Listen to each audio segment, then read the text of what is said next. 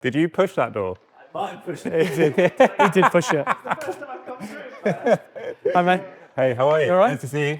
How's things? Yeah, good, All right, thanks. nice to see you. Congratulations to you this week. It was lucky last week for his award, but you, Paddock pick. Yeah, no awards yeah. for me. Good on it, though. Hopefully you backed it. Yes. It's very rare that I'm that confident, but I was. It was it was here, wasn't it? Yeah. Connell. Bolted up. I followed you in. Oh, well done. It was a very, very good horse, that actually, progressive staying chaser. But we were cross-sparring a bit with our Paddock pick, Yeah. which anyone can see on our social media channels, in case anyone's wondering what we're Yeah, on. I think I'm done though. I don't expect any more from You're me. not done. You want to do one today? Oh yeah, I will do. But yeah. I'm relying on you guys. Okay. I mean, taking on Elette was probably not sensible in the end. No. He bolted up, didn't he? So good. Frightening. Yeah, really good. Were you here? I wasn't here. You No, I here? wasn't here. Yeah, Lulamber was brilliant. I Yeah. thought actually. I thought he was one of the Speaking brilliant, this week's guest. Hey, Harry Findlay, welcome. How are you? How are you, Harry? Nice to see you. Right. Long time no see. Take Have a another seat. Do you want a tea or anything? I could be T-boy this week. No, I'm all right with the water. Would you like a tea? Yeah, I will do. Yeah, you make that. You'd like And There we go, Rish. we'll I've asked for a coffee. I'm really. It's coming, don't worry. Such a diva, unbelievable.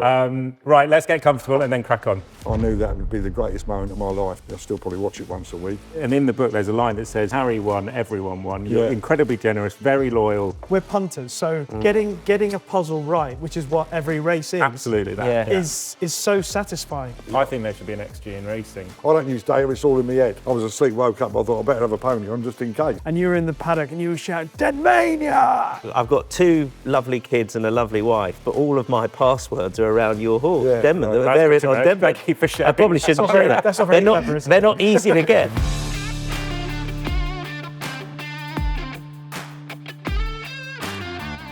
Okay, Harry, thank you so much for joining us. Now, for those that don't know, and we were actually asked a question in the comments this week. We were asked a few questions, but one of them was, what are the best sports autobiographies out there? And I genuinely would answer Mr. Harry Findlay's, who's our special guest on the Paddock this week. The autobiography is called Gambling for Life, which sums up your life. And the tagline is, the man who won millions and spent every penny. It's been quite a life, hasn't it, Harry? How is life now?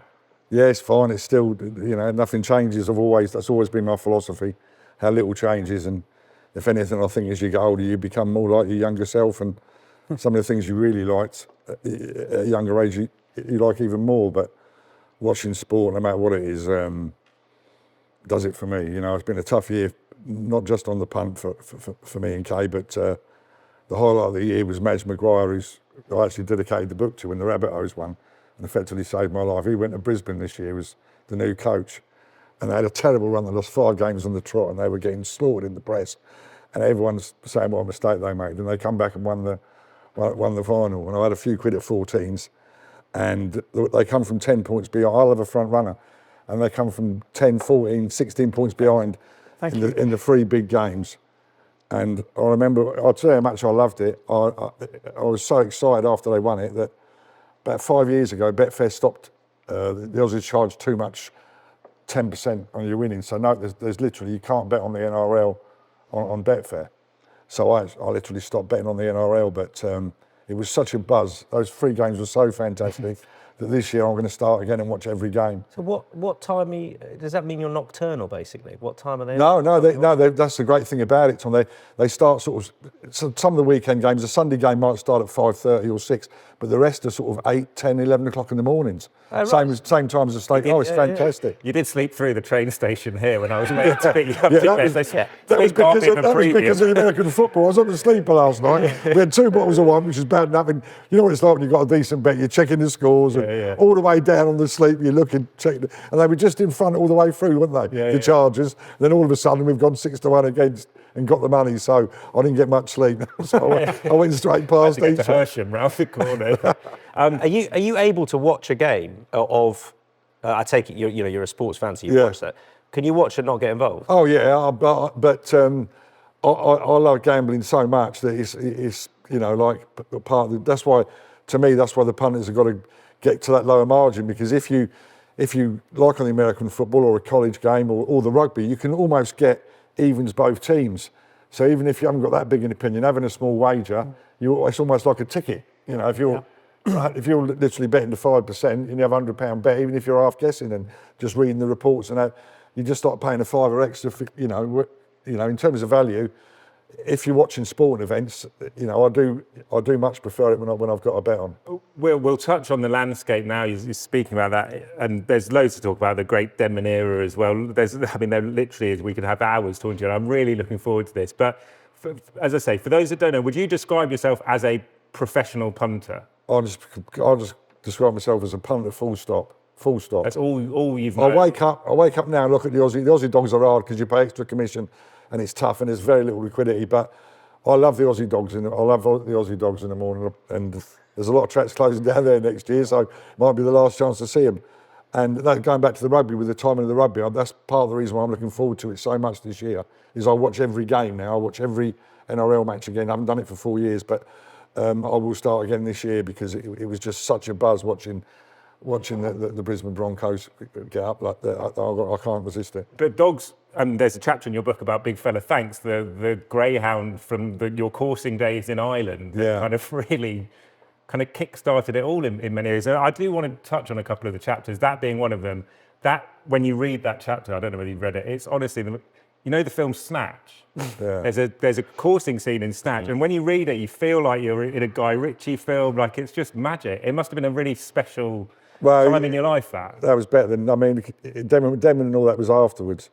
And the favourite story is when Denman won the Gold Cup, and Jerry Desmond was chairman of the Irish Greyhound Racing. He was the top man, chief executive. And in my early years, when I used to go over there, you know, we were quite loud on the boxes, and I'm not sure it would have been his favourite thing. But I remember when Big Fella Thanks in his first course went unsighted. He went unsighted, and he was lucky. He was about 10 lengths behind, and the checkered flag he was running against, and he literally caught sight of the hare right at the end and just got up. And as I was walking out of the course that night, Big Fella was 4-1 favourite, and he was 4-1 favourite after that because no one could really tell how he'd run, having gone unsighted. But as I was going out of the field, Jerry Desmond said to me, he said, the balance of the dog, he said, when he took after, he said it flew, and that gave me more confidence. I just want to touch on a couple of other stories for those that haven't read the book, because it's been a very checkered, storied life, Harry. There's the time that you were 12th man for the Australian cricket team. I mean, how That sounds like a joke. It was a joke. Listen, Richie, it was how brilliant. the hell did that come about? Exactly, and I'll tell you why, because I couldn't believe it. I don't think that when you read it properly and you see what David Boone thought, David Boone would come up with some great quotes in it, because he had a heart attack really, because what happened? I'm up in the room. Well, it's the last thing they wanted, isn't it? And I'm up in the room, so we're watching the telly, and it was a great. I met the great fast bowler. His wife died of just Glenn McGrath. Glenn McGrath. So Glenn McGrath, I met him. He's the nicest man in the team by a million miles. Legend. So anyway, he's commentating on the cricket, and he says, when he was saying it, I couldn't believe he was saying it, but he was saying, what we're going to do, we're going to have an auction it's an air ambulance, like the helicopters or whatever. We're going to have an auction, and we're going to have a 12th man for Australia. And I thought, this can't be right. And I thought, and he carried on talking. He said, they're going to come in the dressing room, be part of the team. And I thought, no, this is... Anyway, I said, Bradley, this will never, ever happen again. I said, it will never... Because everyone knows what team sport's about. That can't happen. Doesn't matter if... They were expecting some Aussie 10-year-old with a rich dad to spend 50 grand on giving their 10-year-old a thing out. They got you. They got me. They got me. They had a heart attack. What game was this? Well, it was England. It was Australia against South Africa. It was the first ever... It was the first ever cricket international played at the ANZ Arena, wherever it is, which was actually a football pitch. So, unfortunately for me, because I was a clue of all time, as they're hitting the ball, Australia are batting first. They're hitting a great shot, which would go for 4 anywhere else. And the grass is that long. It's like there was like loads of 3s and 2s, and they scored 230 or got a low score. But that would have been 300 or It something. was value for about 300. But the thing is, when I walked in the dressing room, David Boone, the manager, you know what David Boone's like a walrus. He saw me, yes, and the silly woman said, "This is your 12th man, Harry Findlay." Of course, I'm a bummy. And he started popping punter with a mobile phone. He says, "Get rid of that fucking phone straight away." Do you prefer betting on team sports than individual sports? Like, would you rather have a bet on golf than a cricket match or a football match, for example? I'm very much, when it comes to betting, I'm very much a situation. I wouldn't particularly differentiate between team sports or an individual sport. It's who's right for the situation. Yeah. It's like one of your favourite sporting heroes, I imagine, would be Tiger. Yeah. I remember being at the Masters in 2019. Yeah. And again, you talk about occasions. It's not the fact that Tiger won. Obviously, Yeah. it was amazing that he won. But it was the sense of emotion around the whole place, being there on that final Sunday. And even before and you're not allowed, obviously we can't get on our phones. Yeah. But I just remember thinking, because they started early that day because they were expecting a storm in the evening. Yes. So they all teed off in the early morning, and it was in 3 balls as well for the final round. And he hit his first tee shot, and the crowds are lined up. And I remember being close enough to him as they walked down. And it was quite quiet where I was because it was near the media centre. As he walked down there, I don't know, it's obviously after the event, but there was something inevitable. And I was thinking that if I could get on my phone and get on my account, I would have anything I could get on him because there was something inevitable about what was about to happen. Yeah. And you get that someday, and it doesn't matter whether it's a team event or... But do you think that's the sports... Well, maybe it's the team, but the sportsman, their brilliance creates that feeling of inevitability about something. Federer in tennis, perhaps. Yeah. But as a punter, though, and you know Steve Mellish, a really good punter, one of the best punters I know. I used to drive him mad. Glenn, Glenn, I thought about Steve coming here because that's what I did. I'm not, I never considered myself a top judge of the horses, and I'd always ask Steve Mellish and Glenn when I went racing what they thought. So I was amalgamating when I was sort of 8, from 18. But one of the things he says, and I'm sure I'm just interested to hear Harry's thoughts on. One of the things he says is that when I tried to learn a bit about him, because I think he would call himself a professional punter. Yeah.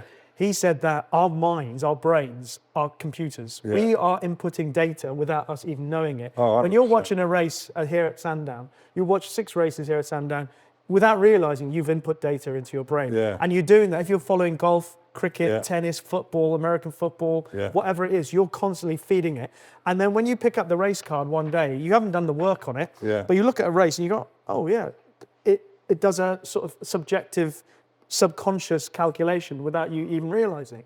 Yeah, sure. But there's lots of people who watch sport and go, LA Chargers beat the Eagles last night, LA Chargers have another win. I think the difference that sets people apart is being able to turn that information that comes into your into your head, All of it. Yeah, whatever, food on the brain. Turn that information into recognising what value is. And ultimately, that is the key to being a good or a bad punter, being able to spot value in a market. Yeah. Is that fair? Yeah.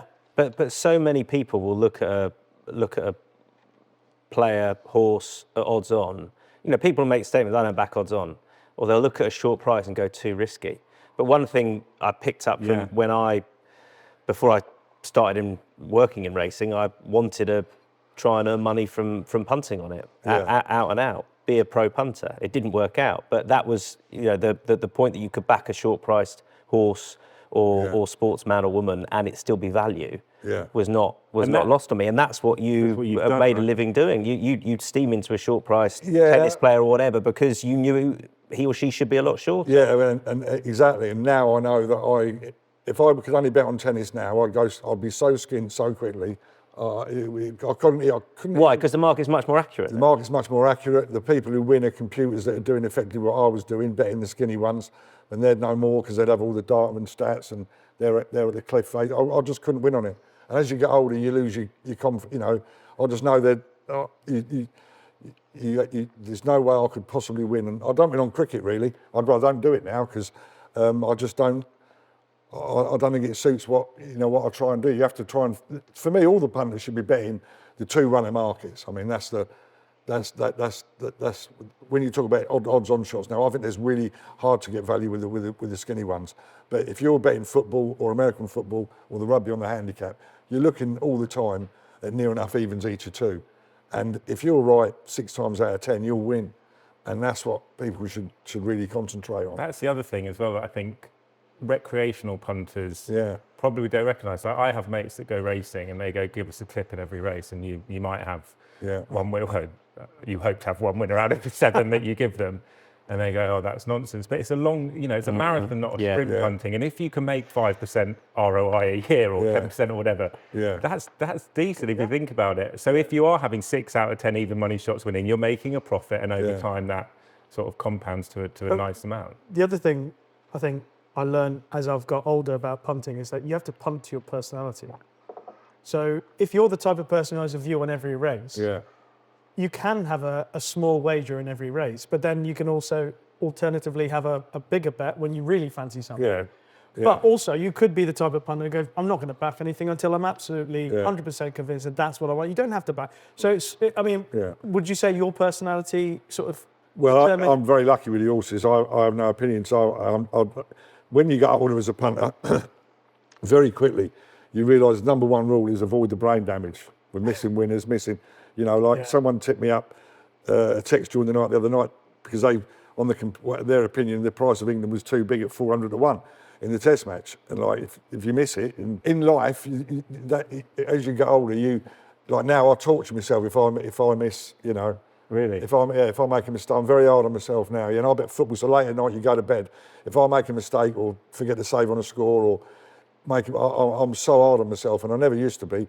So even more when you get older. Why is that now then? Well, because I just think I don't know. It just seems a lot harder when you lose. I think your mood of a whole day. Say you have one. We're having no horse bets today, but say you have one horse bet all day. And it's quite a juicy one, and it wins at evens or whatever, or loses at evens. I think as you get older, how that makes your mood feel is even bigger than when you were younger. It was bad enough then, but when you get older, it gets even more. Because it is your mental health needs to be very strong. If you want to be a professional punter, you've got to have. Very good, and that's another reason you'll be why. Very level, right? My advice is to bet 10 to 11. Bet the handicaps. You're not hard. It's not. Pick a side. Pick a side. Yeah. If it's football, do it draw no bet or -1.5. Like I bet Arsenal last night. Wolves were so bad. I wasn't even there. But United. I could tell by the betting. I was at dinner last night, and I could tell by the betting how bad Man United were. How good Man United were, which is unheard of. They've never shortened in the first 15 minutes for about 2 years. So Wolves must have been dire. And then young Bill rang me, said, "Oh, this is so bad." So straight away, as a gambler, I'd done the right thing. I thought, well, they're playing Arsenal Saturday, and I got 197 -2 Arsenal, and it was 180 about. Because Bet365 are so clever, the algorithms are so clever. Literally, every time I think of an edge and just check what price they are, they're just ahead of the game by 5. They weren't last night with Arsenal, but they were 180 after about 2 minutes later. So that's how clever you've got to be to have an edge with them. But to be fair, they're betting 10 to 11 each, 5% on all them college games. Now, if you've got 20 odd college games and the handicaps are 36 and 40 and players are being rested and you've got your nose on the thing, the bookmakers aren't overly concentrating on it. It's a little side thing. If you're not a big punter, I'm finding it easier. It's hard to win, don't get me wrong, but my stakes aren't massive. Once my stakes come down and I've had to win, at least it's a lot easier because mistakes, are manageable. The maths are one thing, obviously, trying to operate on that. But the other aspect is of punting is if you recognise a talent that other people haven't quite spotted yet. Yeah. And one of the things we know about your success and one of the successes in punting was the fact that you recognised or got wind that this Roger Federer was going to be quite good at tennis, that this Tiger Woods was going to be quite good at golf. Tiger was, a lot of people obviously were into Tiger, but and I got a bit like the biggest win I had, and I got a lot of wins out of Tiger, but the biggest win was at St Andrews in 2000. And to be fair, that was Stato. Well, I remember being at St Andrews in '95. I always go to St Andrews, and Angus was right outside the clock tower thing, on the 18th green. This is Angus Loughlin. This is Angus Loughlin. Yeah, he said he bet Tiger then in 1995 and bet him top 10, top 20, all these flashy prizes. And he said, I've done this, and he said, He said, I promise you faithfully. He said, this is Tiger's favourite. He said, how can this is so laid out for Tiger, isn't it? And he said, 2005, he's an absolute racing certainty. And I never forgot that. But I was winning plenty on him before that, but that was the one time I went banzo on him. And I actually think it's in the book. I don't know if Tiger's read it, but I think he played absolutely terrible the first 8 holes, and I just don't know. It was the biggest miracle of all time that he wasn't about 4 under. And then he hit a shot on 9 to about 6 foot, and I knew then he'd win. Wasn't there a story where Phil Taylor as well, who was cleaning up in darts, didn't he meet you in a bookies or outside a bookies? Oh yeah, Phil Taylor. Yeah, he wasn't in the book, and he bumped into you. He said, "I'm not in the book." He said, "I saved his fucking life." He said, "I'm not in the book." So anyway, we was at Jay was a baby, and I was doing a bit of work for Sky Sports, and I was presenting the darts. Funny enough, with Sid Waddell, and so I was grafting away. Anyway, we had to back a dog at Hove. Chris put up a dog at Hove, and there was a Ladbrokes at the booth, and it was the first ever match play. You know the match play in the summer where they play legs and no legs. It's just first to 16. Yeah. Well, this was the first ever one. So anyway, Phil Taylor. So I didn't find Phil Taylor. The bloke who used to work for Ladbrokes, Burgess Darver. He was a chairman at Ladbrokes. His son told me about Phil Taylor before Phil Taylor even come through the ranks. So he has to take the claim, Phil Taylor. But anyway, I'm stood in the thing, and I've gone to the betting shop to bet this dog. The dog won, funnily enough. Anyway, I'm stood waiting to watch the race, and someone pinched me from behind, and it fucking hurt. And I thought, who the hell was that? And anyway, I turned round, it was Phil Taylor. He says to me, listen, he says, I'm up the road, he said, in the village, it's called the Village Hotel. He said, I'm in the Village Hotel, he said, me and the missus, he said, we've never got on like it. He said, I've been here for 10 days. He said, the kids are having a great time. He said, I'll never forget it, word for word. He said, I've got a dartboard behind the door in a hotel room. He said, I cannot stop hitting 180s. He said, I am a fucking certainty to witness. He was 11 to 4. Wow. I had 16 grand and I scraped it up from everywhere. And so I'm doing the thing, and I've told everyone at Lumpine I was wearing a black thing, and I said, he's a certainty. But it was a crucial bet, crucial. And he played Dennis Priestley in the final. And Dennis Priestley, he's a lovely fella, Dennis Priestley, lovely guy, and great dart player. And they had a war in the final. And Phil Taylor, well, there's another story about Phil Taylor as well when he won the World Championship. But that was a time when I had the 16 or 18 grand at 11 to 4 and 5 to 2. And you needed it then? Oh, I needed it big time, mate. Needed it big time. I was struggling to pay for the suit that I was wearing. I was struggling to pay the rent on the suit I was wearing. Well, you use the word crucial, you needed it. Those ups and downs. Oh, I can't do that anymore like I used to. I used to bet novice. When did that stop? Well, I mean, the story about the horse when I went down and had £1,800 on Capability Brown at Chepstow, that was literally all I had in the world. And I still, every time I see Peter Scudamore, I keep boring him to death with the story. But when he remounted and won the race, and I thought, I was nearly in tears. It was pouring. And the thought of doing it now, I remember the good novice chasers. I'd go to Newbury, and if I had £1,500 in the world and it was 8 to 15, it was on. But now that same horse would be 3 on or 2 to 7. But so if you were betting everything you had in the world, is that everything you had to bet within the world, or basically? But relative, because don't forget, you always thought that you get back in the, you'd always get back in the game. But that would have been, the Rabbit Hose story was incredible after everything that happened.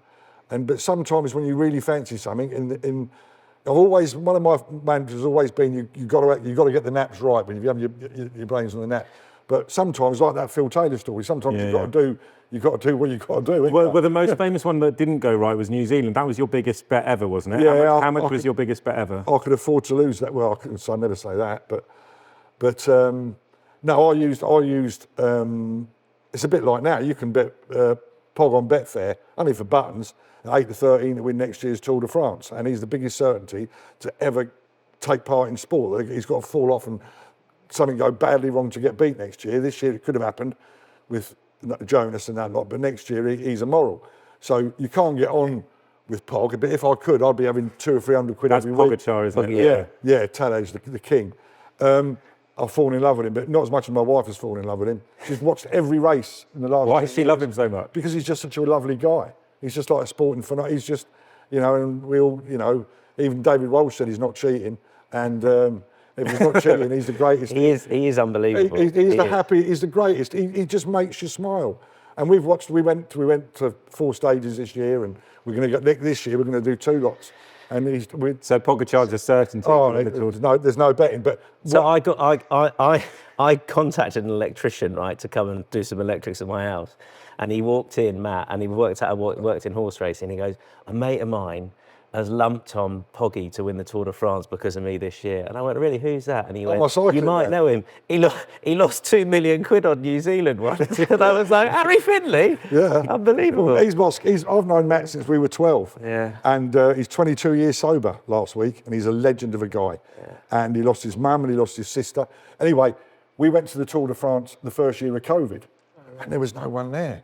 So literally, when Matt was getting out of bed at 6 in the morning, 5 in the morning, I'm fast asleep. He was going down and seeing all the Mexicans and the things doing the bikes, and because you could go where you wanted, all the best wrestlers. And I just fell in love with it. Every year since I've been back, the Tour de France has an atmosphere that you can't explain. It's just, again, it's so great, the Tour de France. Like the Crucible for me. Oh, when you worked there. Crucible, yeah. Crucible's magic. So I went there. I fell in love with the Crucible when I was 19. Well, the first night I was there, we all bet Mike Hallett at 9-4 to beat John Spencer. And Spencer beat him 10-8. But to me, that was going to the Crucible for the first time was the most. literally no sporting event you haven't had a lump on something. But just on New Zealand, Yeah. you talked about people who you'd said, get on this, get on that. Yeah, people that are was a taking out killer. a lot of money. That was a killer. But you've had experiences where with New Zealand, you had someone you recommended someone put a lot on New Zealand and they lost, right? And so that's much. something you've then got to deal with. Oh, that was by far the worst of it, because as I was saying about Pog, I wasn't getting too off track, because with Pog there's no liquidity. If I could now, I'd be having, every time I back a winner, I'd chip away on Pog, but there's no liquidity up there. But with New Zealand to win the World Cup, the liquidity was always there. So I literally used it as a bank. Dan Carr he's a god. Yeah. If he hadn't got injured, they'd have shit him. And the things that went against him that night, the 2 forward passes, one of them, I was behind the goal and I knew it was a forward pass. And fucking unreal, isn't it? And so I used New Zealand as a bank. All my bet failed to keep chipping away. And I had about 2.2 million at 4 to 5, and they were 4 to 7. Hence the Gardner had the 28 grand on. But the thing was, I was effectively betting them to win 2 matches, the semi-final and the final, because the draw, as you know, comes out a long way in advance. Yeah. And this was the time when the New Zealand had the great draw. At the time, Argentina were 80 to 1 to win the World Cup. Argentina weren't like Argentina are now. They were 80 to 1. So I'm thinking quarter-final in France. We've only got, I can trade on the last 2 games. Yeah. And first game of the World Cup, France lost to Argentina, which meant in Cardiff for the quarter-final, New Zealand to be playing France. Now, I should have hedged my bet. I should have cut my bet in half or got rid of a lump there. And I was actually, we'll come back to what you said about other people, but I was very lucky because I had the 2.2. I went to the game, we had the box there. And They led at half time. Yeah, exactly. We're 11-3 at half time. So I'm on the phone and I can bet Federer 103 to win the match, New Zealand. I should have hedged as soon as the Argies beat the French, but I didn't. So I'm in the box. This is how lucky I was to save the brain damage. I'm in the box, and none of the phones work at Carl. None of the phones work. But as usual, I got my little Smoky Joe for half time. So I thought I'd go outside and have my Smoky Joe. So I've gone out of the stadium to have my smoke, and of course I've got one bar, and I laid 600 grand at 103. So I actually lost 1.6. And saving that 600 grand was much more important in the mind than because I knew I should have done it at least when the French came. I should have cut it down by 700 grand as soon as it went wrong. But being able to get that lucky break and get that 600 grand was a help. But the bad thing was the people that I'd pick. I'd taxi drivers, good friends, some who took liberties, straight goers have had 500 to win 4,000s. And the pain of that was terrible. But all through your life, and in the book, there's a line that says, "When Harry won, everyone won." You're incredibly generous, very loyal. You reference throughout all these stories the friendships you've had through punting, and I guess in a racing sense, what you're best known for is obviously Denman and the joy that period gave all of us as racing fans. Now I think you've got Denman's #1 fan there, Kauto's #1 fan here. And obviously the owner of Denman. But for me, that's such a nostalgic time in my life because it's when I started work at Racing UK as it was back then. You were presenting, I was your T-boy. You were probably acting somewhere, still am, clearly. But I will never forget that time for racing. Wasn't that was the great golden day. era, And wasn't it? when Harry said he referred to Denmania, I remember our producer sent me the clip of Harry. You were in the paddock. I think it might have been at Cheltenham when Denman he won the Sun Alliance of his chase, and you were in the paddock and you were shouting Denmania. It's like, and the face. And someone said, because I wasn't there that day, but someone sent me the clip of your face. So when you said, I was just remembering, and those are those vivid memories. Yeah. But it helped for being a fan of Kauto. It actually helped my enjoyment of Kauto having Denman. Yeah, for sure. Yeah, It's like in any It was sport. but that's like Federer and Nadal, isn't it? Exactly. You need a champion to take I that remember champion. going to the races that day. So there were 3 of us in the back and my mum and dad in the front. I was going, I wasn't working in racing then, I was going as a fan. And I think my dad was non-partisan, but I think there were 3 Kauto scarves and I was the only Denman scarf. Because it was Denman against Kauto and it was pick a side. And I couldn't for the life of me understand how anyone could pick Kauto over Denman. I know he was brilliant, but Denman was the tank. He was the racehorse. And that day when Denman, when he won that Gold Cup was because he was the bigger price come the off, and it was like I was right, and it was just They were battle the horse, buses, weren't they? It was just literally up and down London. Absolutely Team magic. Kauto, Team Denman. Like I've got 2 lovely kids and a lovely wife, but all of my passwords are around your horse, Denman. That's They're good to on know. Denman. Thank you for sharing. I probably shouldn't say that. That's not very clever, is it? They're not easy to get, but that's what he meant to me. Like I'm gonna have to change him now.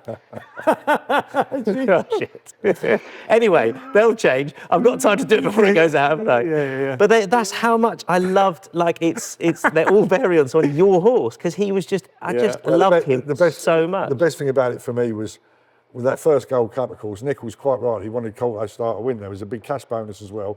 And he, to be fair, Paul, he Was never it £1 million bonus? Yeah, £1 million bonus, and the stable lasses got it, and he was always more of a Kauto man anyway. Did that annoy you? Nah, of course not. No. Paul, I named the horse after Paul Nicholls. Here Comes the Truth. You know, so no, that wasn't. But it made it more fun because me and Paul Barber. That's when Paul Barber was in his element, because there was a non-runner of the day that some of our plans went wrong, and I got to the races, and I said, Paul, and he, don't worry, boy, he said, it's all taken care of, and he was just, and that was like we're getting Neptune Colonge to front run, and how the race was going to go. We wish we hadn't have done it now. We didn't need to in hindsight. We'd have beat Kauto anyway. But Sam rode it so brilliantly. Great trainer now. If anyone says to me, who would you put a horse with? Sam Thomas, don't worry about that. He's just a class. Have you kept in touch with him? Yeah. We did a what do you call it together? A Cheltenham preview. Not long after the helicopter crash. I think that shook him up a bit, but God, I think his strike rate, he's mustered it. He just knows what, you know. But he got jocked off, didn't he? Yeah, he did. Yeah, we won't talk about that. I wasn't very impressed about that, and I ended up having the biggest row. But when it happened, that night I had the biggest row with my missus I've ever had in 38 years. And she went one way and I went the other way. She went to South Africa and I went to Australia. But I was fuming. I wasn't overly impressed with that, with Sam coming off Denman. Because AP rode him in the. And the thing, and you know, but that's that. But Why did that lead to you having a row? no, because I was. Wasn't her decision, was it? Wasn't her decision, but I was fuming. I was on my own like that. I was abroad and they were all in ditch it, and I was, I wasn't happy. And you know what happens when you're not happy. But we were, also I couldn't stand skiing. I thought I was going to be like Franz Clapper. I had a 2-hour lesson and I couldn't even get the fucking skis on. So, and then every time if you go out for a piss, it takes you an hour and a half to get dressed. So it wasn't just Sam. He's going to send you over. And there was not skiing, and there was a last-minute Aston Villa goal when the overs killed me. So there was a few things contributed to it. I know it's not fair, because someone asked me this actually, and it always gets asked still, and that's you were saying it about the nostalgia of racing and the memories. Someone said, like, at their very best in a Gold Cup, who would? Oh, win?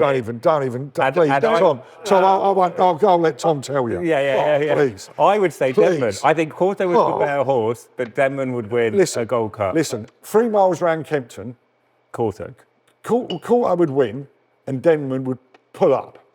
But that ain't the Cheltenham Gold Cup. Yeah, that's what in the Gold Cup Cheltenham Gold Cup with fast pace. Denman cannot.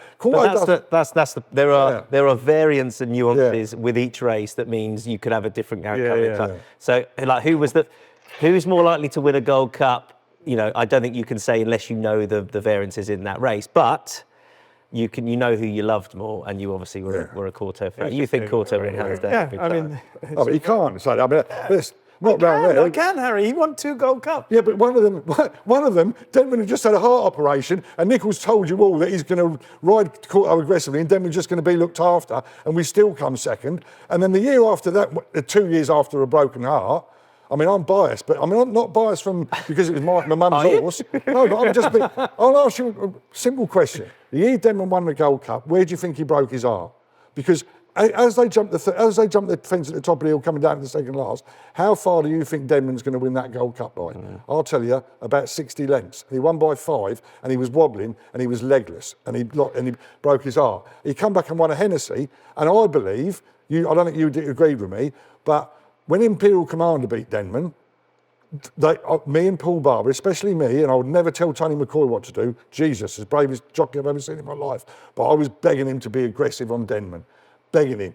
And he wasn't an aggressive for me as he should have been. Now, I might be wrong, but if he'd have known that Kauto Star was beat after 3 fences in that Gold Cup, and all of a sudden we're in front and we're doing nothing, and we got Imperial Commander at 2 mile 7 horse up our arse. No way. I remember telling a friend of mine going into that Gold Cup, my flatmate at the time, I remember saying, he knew nothing about racing, talking about the Gold Cup on Friday. And I said, only 2 horses can win that race, Kauto Star or Denman. You can back both of them and still make money. Yeah. And Imperial Commander won. I remember... Denman used to really intimidate horses. Yeah, I intimidated in real life. That was a good thing about owning the horse, really. You knew what a monster he was. I mean, I remember, not in the book, but I know nothing about horses, but it's scary. Paul Barber never went in his box without a stick.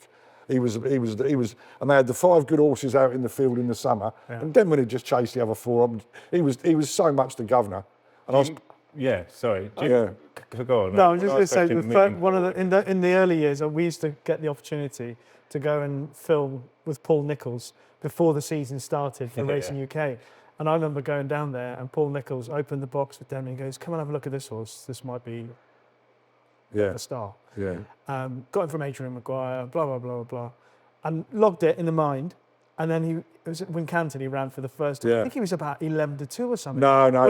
When he won, not his second start. Sorry. Yeah. So he won at Wincanton on his debut. Yeah. No one really paid attention. And then they went back there. And then he went back. He beat Liars Green on the first time. Was it when they moved the Challow from... Yeah, to Newbury. To Cheltenham. Cheltenham, yeah. And he absolutely bolted up. But still no one had really got cotton on. Now, with the Colonel, Paul Barber's friend, said he'd win a Gold Cup after the second race at Wincanton. Really? Yeah, the time when the jockey does the thing, he said he couldn't believe it when he beat him 7 lengths, and Victor Dartnell's horse, that was second favourite, and they obviously fancied it, and they were right taking on Denman. I wouldn't have gone that put Denman round Wincanton the second time, and I was a bit worried about that day. And straight after the race, the Colonel said they were saying what a good horse he was. The Colonel said this horse will win a Gold Cup. And that was after the second hurdle race. So the Colonel was right. And he was a great point-to-point man. When I was a kid, 16, 17, the Colonel was who my best mate at the time, Ray Swain, great hunter chase judge. He used to speak to the Colonel at the point, small world, and there he was, Paul Barber's mate.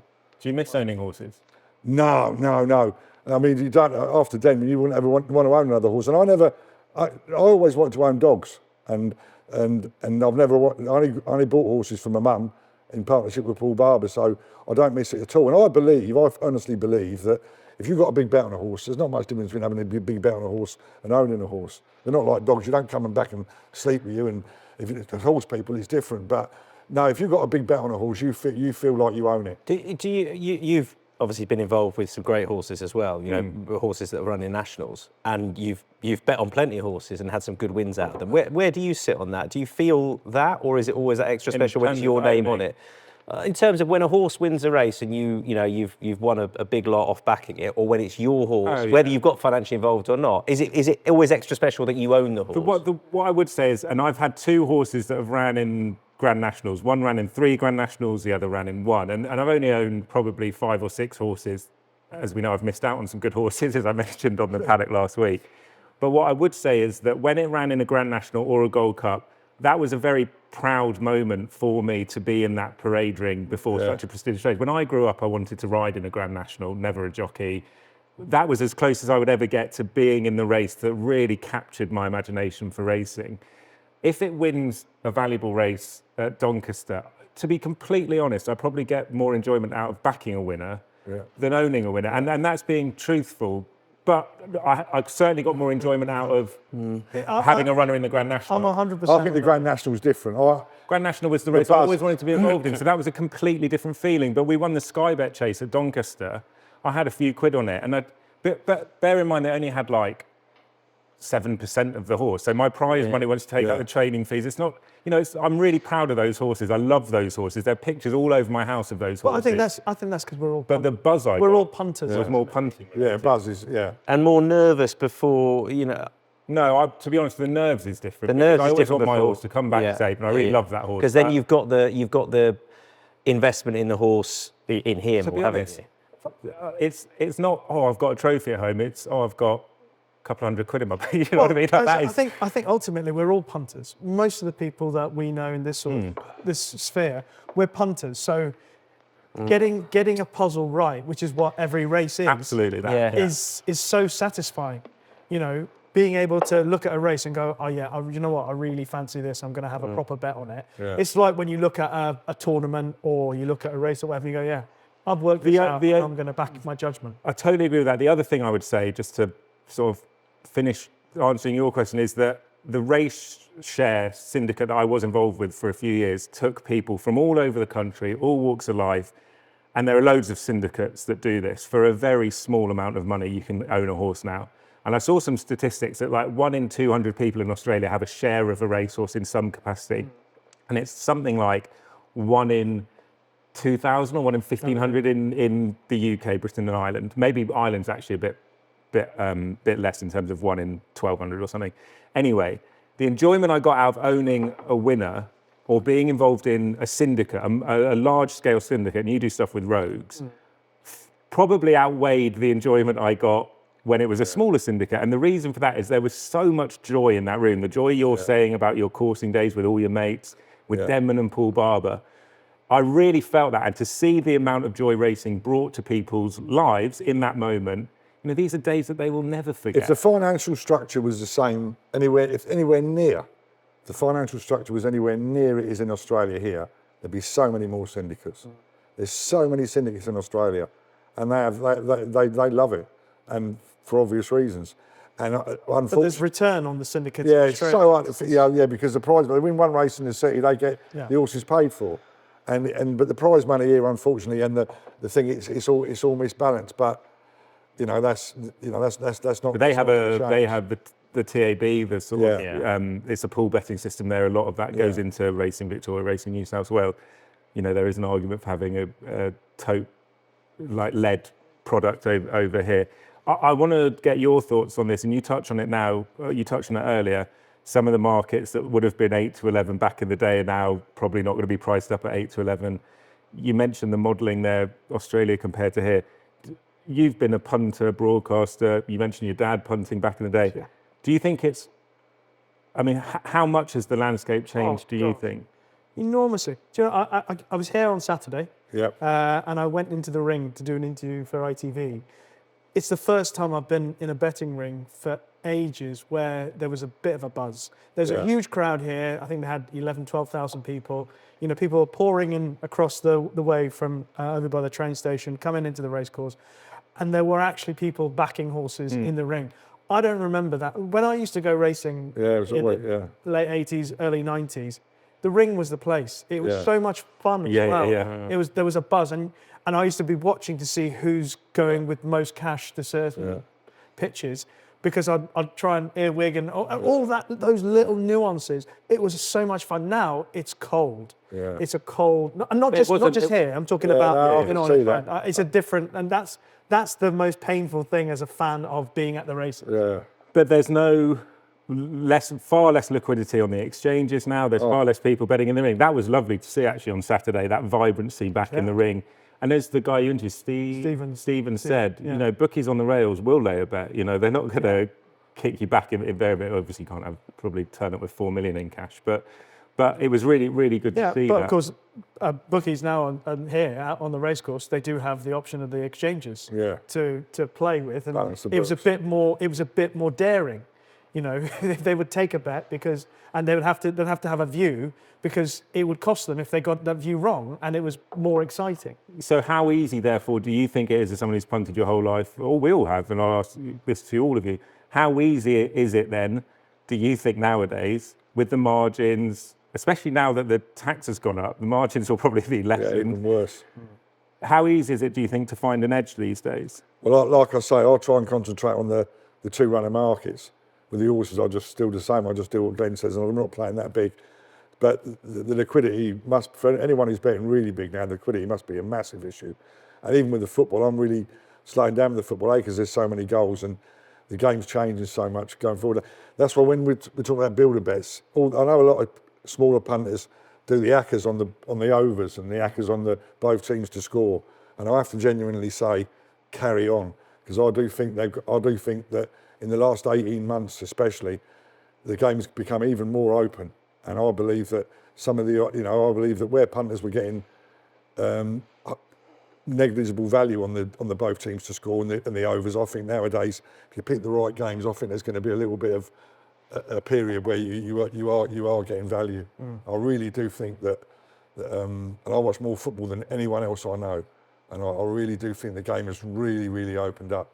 And these Champions League tonight, it took me, I was a bit slow on it really, but when they changed from the group games to the league, I don't think there's any coach in the Champions League now who even contemplates a draw. I really, the way it's set up, whereas in the past when we were brought up with away from home in Europe, if you got a draw, you feel like nowadays I think that's gone. And it's that way of thinking that is going to give that's you where an you get the edge. I think there's but the an edge. markets are so wise nowadays, Yeah, aren't they, they in are, every but, sport. they are, but there's them little things, like I said last night, there's windows of opportunity. When it's 10 or 11 evens, there has to be. I think in the American football, I have no opinion. I've got 2 Super Bowls wrong, and I've said that's it for me. I won't have no opinions ever again. I'll just do, but I've got loads of people all around that help me and that win and put together my opinion. But I genuinely think we were talking about the Australian cricket team. I honestly think that all of a sudden American football teams, not just now, but the last couple of years, they've got really into the analytics and the data and the thing. And it's a different game. And they're going for 4th downs all the time, attack. And I think that, although the bookies understand it and they're on top of it, those American football markets have been the same for decades and decades and decades. And I still think there's a few weeks left this season. And I'm telling you now, the stats on I think you want to be back in the big. Over the years, the big American football judges all say here, we like the 12.5 minus 12.5. We like them, this minus, but we don't bet them. They can take players off and all. Forget that now. Just if you fancy it and the price is right, get on. Do you use This data? is a different ball game. I don't use data. It's all in my head. I don't use any because I'm just on my own. I'll do my own thing. So everything I bet on, I listen to other people, come up with a price in my head, and I just crack away on it. Do you, when you bet on sport? Yes and no. I do it inverse. Generally, again, going back to how I say I bet now, more a case of an impression. So if I look at a race card, say for example for tomorrow, so let's say tonight I was at home looking through tomorrow's race card, I'll look through the race card and get an impression of a race from what I remember and horses that I've looked at before. I remember the race. And then if there's something that I half fancy, I'll then go into the race, as opposed to going into a race looking for something. I will hope that it finds me first and then go into the race to discover whether or not it's a proper bet. For football, I'll use exchange goals. The EXG, whatever it is. Yeah. I think me and Liz Expected started goals. that. Yeah. If I was watching a game, so I couldn't get to watch a game, I'd look at that and I'd look at the betting, and you can see how it's going. What, midway through a game? Yeah. You'll look at XG and say, well, they should have scored, so I'm going to have a go at that. It's a pal of mine says, how can that? There was a game the other week and the XG didn't make sense. But overall, if you can't watch a game and you want to see how the game's going, if you look at the betting compared to how it started and you look at the EXG and you base it around that. I think there should be an XG in racing. I obviously wouldn't call it XG. Yeah. But I think you've got jumps data from Race IQ now saying how bad a horse jumped. Yeah. You've got time data as well, seeing if a horse where a horse is positioned in a race. Now, if you combine all that, then you could probably determine a number that determines whether a horse, taken action over expected, should have or shouldn't have won a race. So if you look at form and you see that a horse was negatively impacted either by a combination of jumping and time, and you have a number, then you can determine whether a horse's performance, you can basically tell the punter whether a horse's performance should be upgraded or downgraded given how the race On the result, unfolded. afterwards. So you would say 1.3 compared to 0.8. Yeah. Now, I don't know why we can't collate all the information we've got going into the ecosystem, jumps data, time data, and give one specific number. So a punter can very easily go flattered, not flattered, this is overpriced, underpriced, and try and work out value that way. And we are seeing more data in racing. But Ultimately, the challenge is we should do that ourselves, or we're being asked to do that ourselves. But if you want to simplify it for people to get into the sport, use the data in a way that makes everyone understand it, I think. And XG in football is such a successful... it's so understandable, relatable. By every punter that can go, they should have scored more, they probably should have won that game. Yeah, they got lucky because their XG I don't know was why low, racing they won 1-0. But so many people who've been... Sounds like you're not necessarily like that, even when it comes to racing, but we'll say, well, all the data does is tell me what I see with my eyes anyway. But racing is getting there data-wise. The only thing I'd say... Slowly but surely. And I have no problems with data whatsoever, because it's quite interesting when it matches the impression that you make. But in racing in particular, and probably the same for most sports if you think about it really, you're never going to get two races run exactly the same. So a lot of the data in racing, I think, is better reflective. And it can't. So you remember that horse? Do you remember a horse called Visionari who won? Mark Johnston. The good, the absolute, he was an absolute world beater until he wasn't. But he bolted up on his debut. It was a small field. He got into the lead, and he kept building it up and produced amazing sectionals. Of course, that's a debut run at Newmarket where he had horses that never pressurised him, and he obviously gone on to do it. And then he started something ridiculously short for his next run. But you knew that he was never going to get those set of circumstances unless it was some miracle that he was going to have a small field and get an easy lead again. And that's the thing about racing that I find it's great to reflect on and can show you what the horse might be capable of if you get the same set of circumstances. But what happens when you get a different set of circumstances where there's pace in the race or whatever it is? As soon as he said that, I think about Jenny Pittman, what she done with that Carver's Hill in the Gold Cup. Egypt, what was the name of it? It was Golden Freeze. Yeah, Golden Freeze, As soon as you jump the ferry, that's all you need. Oh, the price would have gone from whatever it was to, oh my God. But it's a bit like home and away advantage in a football match, for example. You know, you can price up a team and home advantage. How big does a punter factor that in? In terms of, circumstances, whereas when you go to the Emirates... A little bit less than they used to, just a little bit less than they used to. I guess the combination of trying to predict what might happen and the capability of a horse would be the... It's interesting. I don't know. I think there's something in the XG thing in racing that we should look at.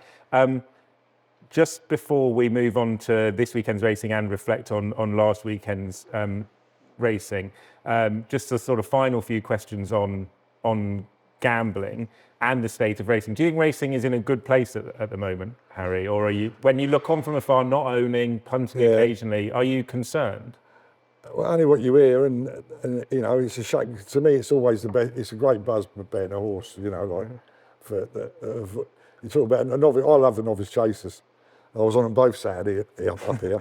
We backed a few losers elsewhere, but I think the buzz of betting the novice chaser is, in terms of short-term gambling buzz. I love the dogs, but a novice chaser. Why? What is it? I don't know. I've always, when you bet a novice chaser, you think they've won before it starts, don't you? You do. You think if this stays on its feet and jumps all right, it's going to win.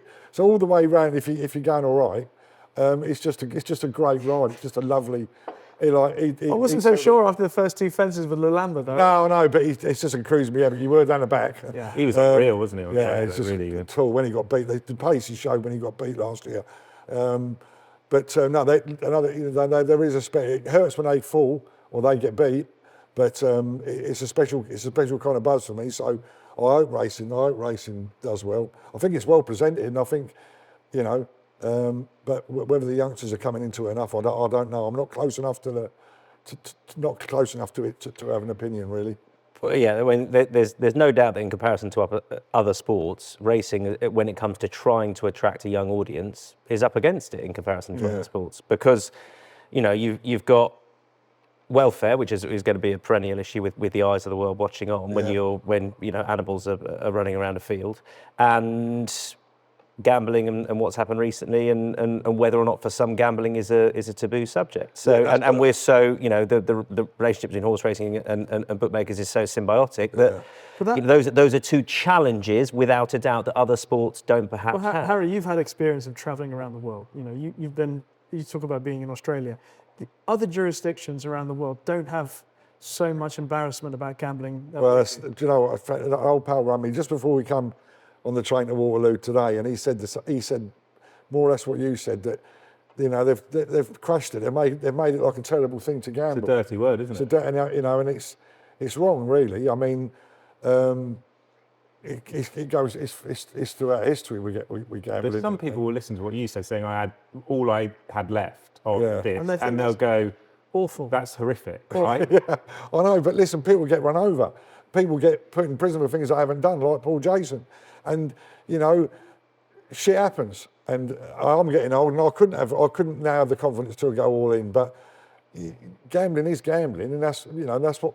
And to me, you know, if you earn 500 quid, if you earn whatever you earn a week, 400 quid a week, and you have £50 on a horse at evens on the Saturday, that's a big bet. That's a big bet. Just make sure you get it right, and make sure that over the year you get it more right than you get it wrong. So do you think we should be prouder of betting? Well, nowadays, government have got a big focus on it. Proud's not a word I very often use. But I certainly agree with what Richie said and what my pal said coming here, that the stigma of it it's become a bad thing. And you don't do, like we go back to the advertising of, you know, these silly adverts, the Acker lads and the builder bets and all this lot. I mean, it's not a good advert, is it, really? It's not. But I think you touched on something there that, and you know, part of where we are now is because of how, to be honest, bookmakers have behaved in the past. Absolutely. And the targeting of problem gamblers and those that do have a problem. Now, we are without a doubt paying for that currently because it was an issue. It's much better regulated now. There's more help centres out now which are, by the way, funded from bookmaker money because they've had to do something about it. But we're in the black markets now. Well, Lots exactly. Of people will be pushed to unregulated black market betting. Completely. I just think it'd be remiss of us not to admit that part of the issue we are now and how it's seen is because of behaviour in the past, which has finally been addressed.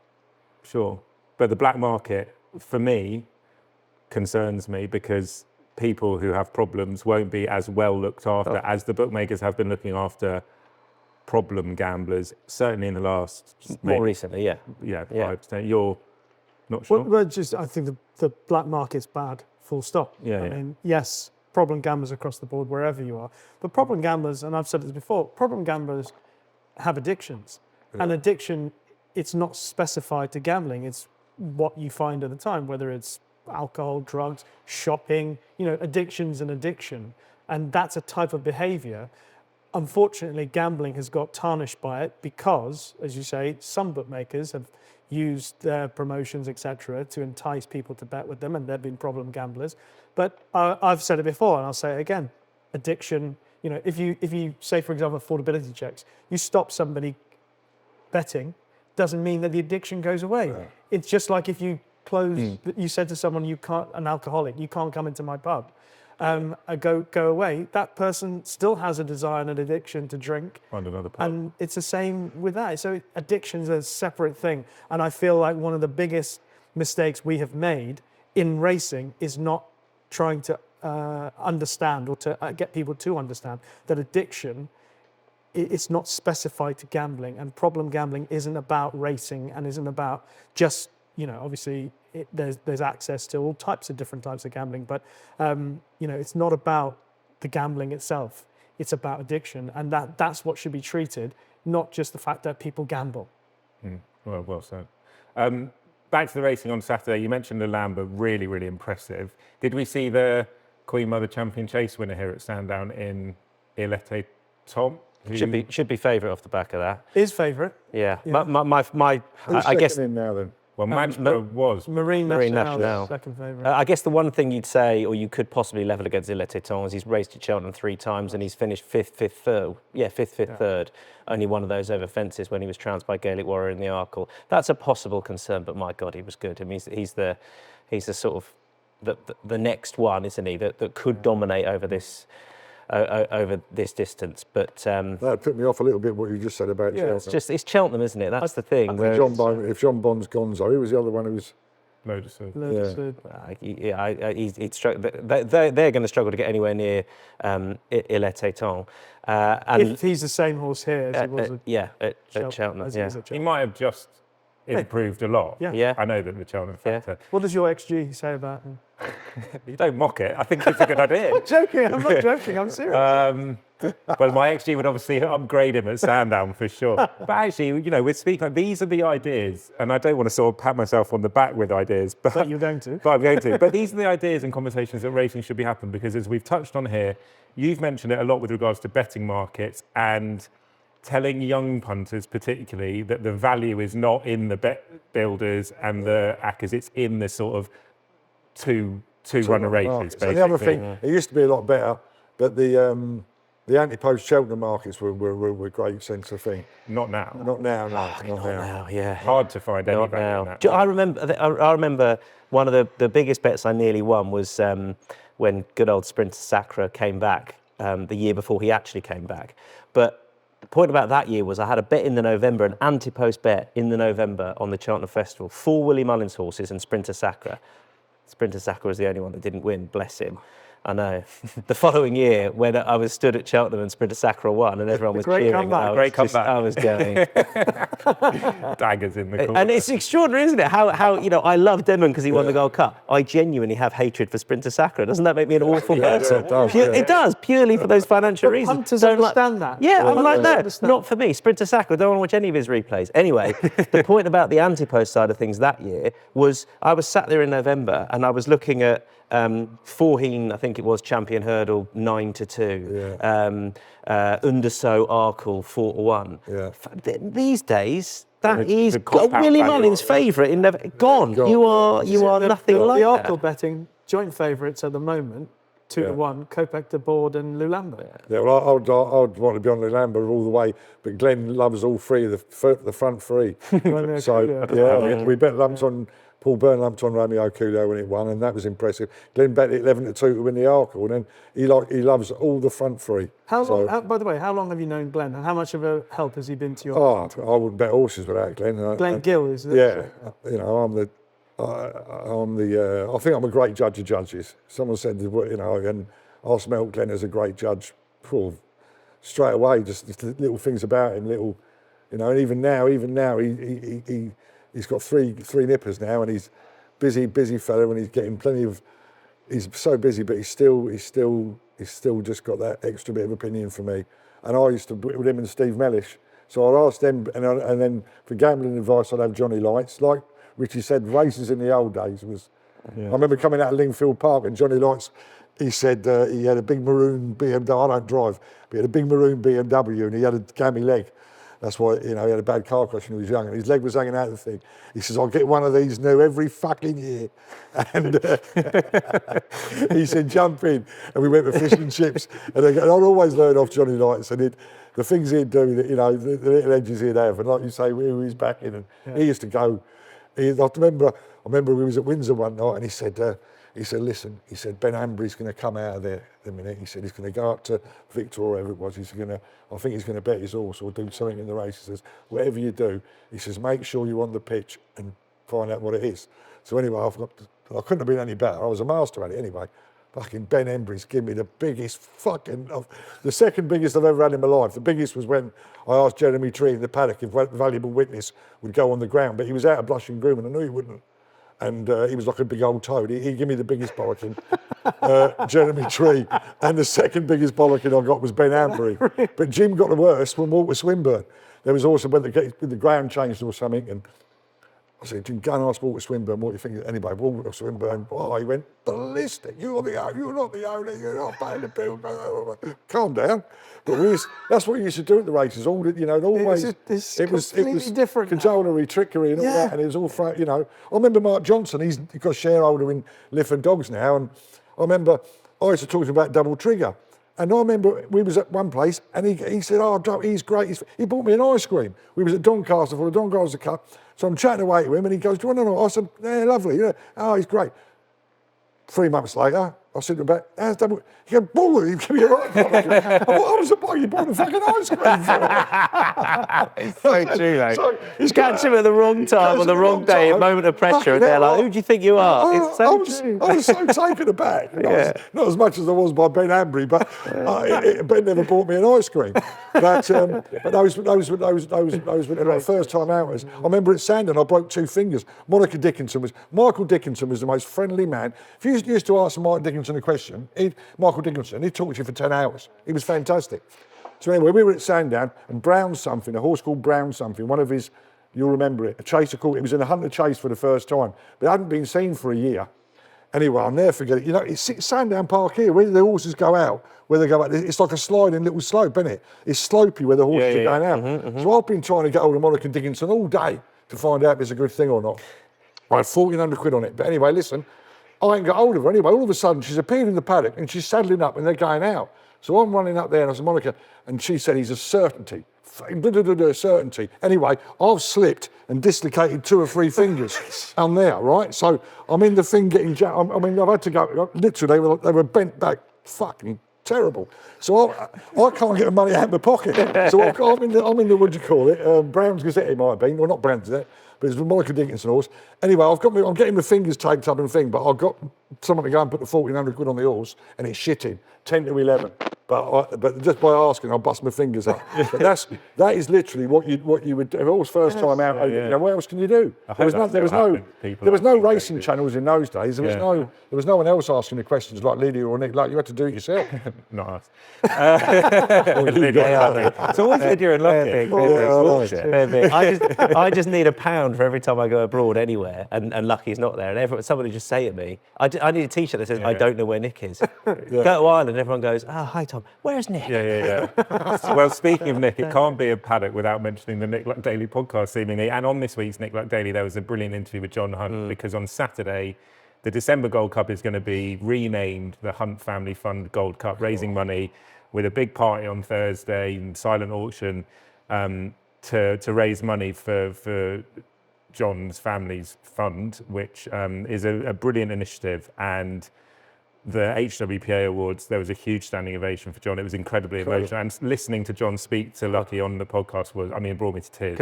I just want to urge everyone to go and listen to that. It's 20, 25 minutes. And it's just incredible the clarity, on every level. The bravery, just everything. Yeah, I can't believe it. Every time we comment, I just think, how do you come back? I mean, how do you come back from that? So if talk about, you know, I mean, we were saying a minute ago about things happen in life. How do you come back from that? I mean, it's just the most tragic of things to happen to John and his family. But I urge everyone who's watching this to please check out the silent auction at the Hunt Family Fund website to cheer on John and his family and watch the racing on Saturday. But he's a remarkable man. They are a remarkable family. So I think it's probably pretty fitting that we should end on a word to them and wish them all our best for this week. Dude. Harry, thank you so much for joining us. Great to see you as always and sharing those wonderful stories. Top man for joining us. Make sure you follow us at the Paddock UK across our social media channels. Check out our Paddock picks there. And like and subscribe. Get following.